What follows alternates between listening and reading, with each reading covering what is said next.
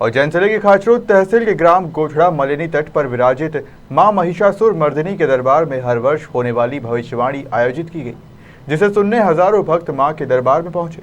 तो वहीं मां महिषासुर मर्दिनी की देश की राजनीति, मौसम और कृषि कार्य पर भविष्यवाणी पुजारी नागुराम चौधरी ने बताई। तो वहीं आपको बता दें कि भविष्यवाणी को लेकर लोगों में गहरी आस्था है। लोगों का कहना है कि मंदिर से की हुई भविष्यवाणी एकदम सटीक होती है। खाचरोद तहसील के ग्राम गोठड़ा मलिनी तट पर विराजित मां महिषासुर मर्दिनी के दरबार में चैत्र नवरात्रि में रामनवमी के दिन भविष्यवाणी की जाती है। भविष्यवाणी की परंपरा वर्षों पुरानी है। भविष्यवाणी को लेकर लोगों में गहरी आस्था है। लोगों का कहना है कि मंदिर से की हुई भविष्यवाणी एकदम सटीक होती है। भविष्यवाणी सुनने न सिर्फ मध्य प्रदेश बल्कि राजस्थान, गुजरात सहित अन्य कई प्रदेश से लोग आते हैं।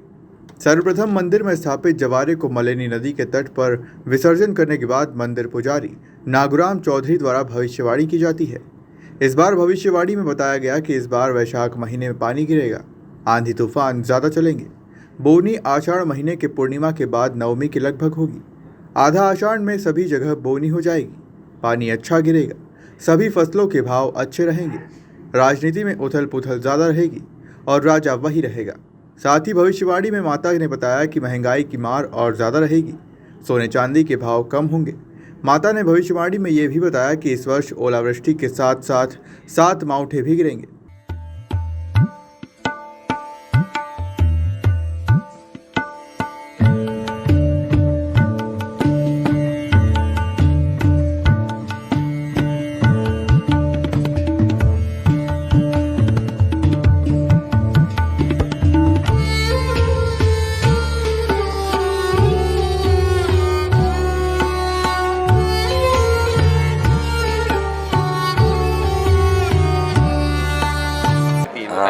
यहाँ की बातें तो 100% मतलब सही, एक भी झूठ नहीं निकली कभी। यहाँ हम सुनते सुनते बूढ़े हो गए।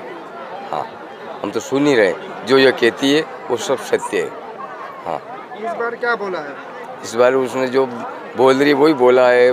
बड़े कोई बड़ा नेता की दुर्घटना की बोला, एक्सीडेंट बहुत होगा इस साल में। ऐसे पूर्व में भी बताया गया था, कई सालों से बता रही थी। हाँ, और बीमारी की बहुत भयंकर बताई उसने कि वैशाख महीने घर का घर रह जाए, खेत का खेत पे रह जाएगा। ऐसी बीमारी कई देश में, ऐसा नहीं कि अपने गांव में आ जाएगा, अपने देश में आ जाए। विश्व पड़ा है, विश्व में कहीं भी हो सकती है। वो अपने गांव का थोड़ी बताया। और अपने खेड़ा देवत के हनुमान जी का यज्ञ हवन करना, वहाँ तो उसको आपको शांति होगा और सब साथी सारा मतलब सब अच्छी चीज़ होगा। आपका शुभ नाम क्या है और कहाँ से आए हैं आप? मैं हनुमंतिया से आया हूँ, मेरा नाम नारायण है। मैं हनुमंतिया से आया हूँ, पास में ही गाँव है। हाँ, एक्चुअली यहाँ की जो एक श्रद्धा है, विश्वास है और काफ़ी लंबे अरसे से, और मुझे लगता है कि जो गोठड़ा वाले माता जी घोषणा करते हैं वो लगभग सत्य भी होती है। और अगर यहाँ हजारों लोग श्रद्धा के साथ में, विश्वास के साथ में आते हैं तो बिगड़ चमत्कार के आज के तारीख में नमस्कार नहीं होता है। और इसलिए और विशेष करके जो किसान वर्ग है कि बोनी कब होगी, बरसात कैसी रहेगी, लहसुन है या सोयाबीन है या अन्य जो फसल रबी और खरीफ की है उनके फसलों के भाव कैसे रहेंगे, उससे किसान अपने आने वाले समय का अंदाज़ा लगा लेता है और बोनी उसी हिसाब से किसान करता है।